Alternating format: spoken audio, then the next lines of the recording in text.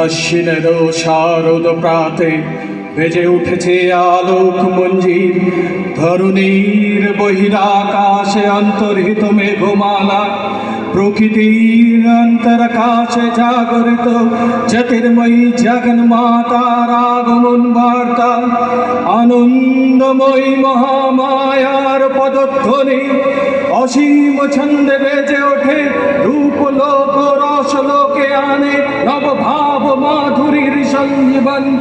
তাই আনন্দিতা শ্যামলী মাতৃকা চিন্ময়ীকে মিন্ময়ীতে আহ্বান। আজ চিৎশক্তি রূপেণী বিশ্বজননী শারদ শ্রী মন্দিতা প্রতিমা মন্দিরে মন্দিরে ধ্যান